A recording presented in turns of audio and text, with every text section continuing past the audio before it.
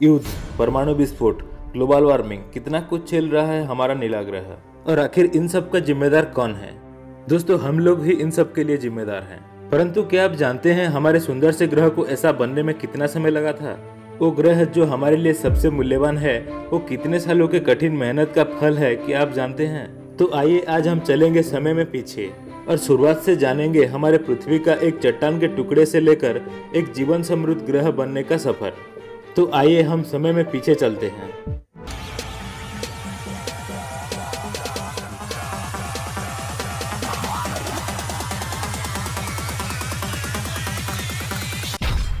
आज से करीब 4.6 अरब साल पहले हमारा सौरमंडल और एक नया जन्मा तारा जिसके चारों ओर धूल और चट्टान चक्कर काट रहे हैं।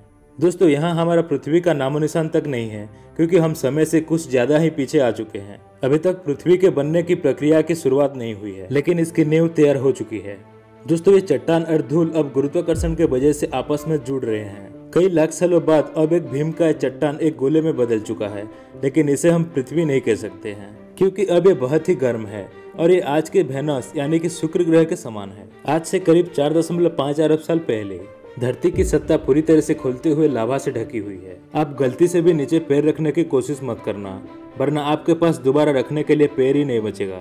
इस वक्त धरती की सतह का तापमान करीब 1200 डिग्री सेल्सियस है, यानी ये जगह फिलहाल नर्क से कम नहीं है और यहाँ ऑक्सीजन का नामो निशान तक नहीं है। धरती पे लगातार एस्टेरॉयड की बरसात हो रही है, जो सतह पर कई किलोमीटर लंबे खोलते हुए लाभे के नदियों का निर्माण कर रहे हैं। और ये एस्टेरॉयड कहीं दूर के नहीं बल्कि धरती के पड़ोसी है, जो लगातार उसे टकरा रहे हैं। दोस्तों, ये है एक नया नवेला ग्रह जिसका नाम है हिया, जो तेजी से हमारी ओर यानी कि धरती की ओर बढ़ रही है, करीब 15 किलोमीटर प्रति सेकंड की रफ्तार से, यानी कि एक गोली की रफ्तार से 20 गुना ज्यादा तेज। दोस्तों, हमें इसका स्वागत करना है, क्योंकि इसके वजह से ही हमारा खूबसूरत चांद की रचना होगी। अब हमारी धरती चारों तरफ से अनगिनत चट्टानों के टुकड़ों से घिर चुकी है। दोस्तों, यहाँ इतने चट्टान के टुकड़े हैं कि इस वक्त हमारे धरती के पास भी शनि ग्रह के समान अपना एक रिंग बन चुका है, जो बिल्कुल शनि ग्रह के रिंग के जैसा ही 2 भागों में बटा हुआ है। दोस्तों, पहला रिंग आज के धरती और चांद के बीच में है और दूसरा चांद के पीछे। इस रिंग से एस्टेरॉयड लगातार धरती पर बरस रहे हैं, लेकिन एस्टेरॉयड की असल बारिश अभी भी शुरू नहीं हुई है। अब ये रिंग धीरे धीरे ग्रेविटी की वजह से एक 3000 किलोमीटर चौड़े गोलीय पिंड में बदल जाएंगे। और यहाँ हम देख रहे हैं हमारे चांद के जन्म को। यह है हमारा चांद, इसमें फिलहाल कोई दाग नहीं है और ये अब हमारे धरती के काफी नजदीक है, जिसकी वजह से ये हमें इतनी बड़ी दिखाई दे रही है।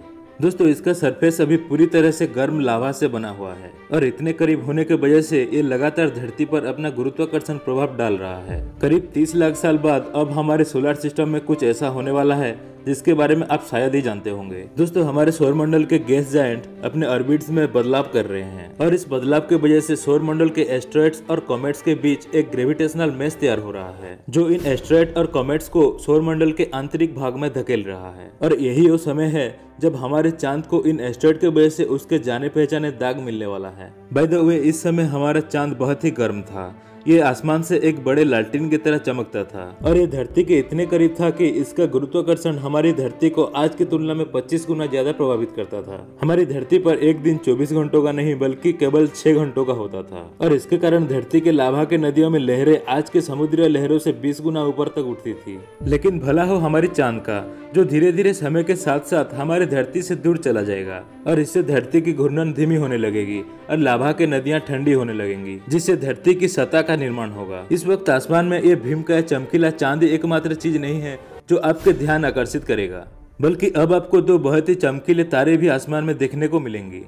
लेकिन वे दोनों असल में तारे नहीं हैं, वे दोनों असल में ग्रह हैं, जुपिटर और सैटर्न। सौरमंडल के आंतरिक ग्रह जैसे कि हमारी धरती, वेनस, मर्क्यूरी, मार्स, ये सब रॉकी प्लैनेट्स हैं और ये ज्यादा समय तक पिघले हुए लावा के रूप में नहीं रह सकते हैं। लेकिन वही जुपिटर और सैटर्न असल में गैस जायंट्स हैं, जो कि आसानी से लंबे समय तक गर्म रह सकते हैं। धरती के जन्म के इस समय काल में जुपिटर का टेम्परेचर 5000 डिग्री सेल्सियस और सैटर्न का 3000 डिग्री सेल्सियस था। इसका मतलब ये है कि जुपिटर उस वक्त हमारे सूरज से भी ज्यादा चमकीला था। जैसा कि साइंटिस्ट कहते हैं कि तारे अपने जीवन के साथ साथ और भी चमकीले होते जाते हैं, तो उस समय हमारा सूरज आज से 30% कम चमकीला था। परंतु 4 अरब साल के लंबे अवधि में ये ग्रह भी धीरे धीरे ठंडी हो जाएंगे। तो आइए चलते हैं वापस हमारी धरती पर। धरती के वायुमंडल में फिलहाल केवल एक ही गैस है, मीथेन, और आप गलती से भी इसमें सांस मत लेना, वरना कुछ ही मिनटों में आपकी मौत हो जाएगी। दोस्तों, धरती पर लगातार कमेट्स की बरसात हुई थी, जिन्होंने अपने साथ पानी को धरती में परिवहन किया। और इस पानी ने धरती में समुद्रों का निर्माण किया। धरती अब चारों तरफ से समंदर से घिरी हुई थी,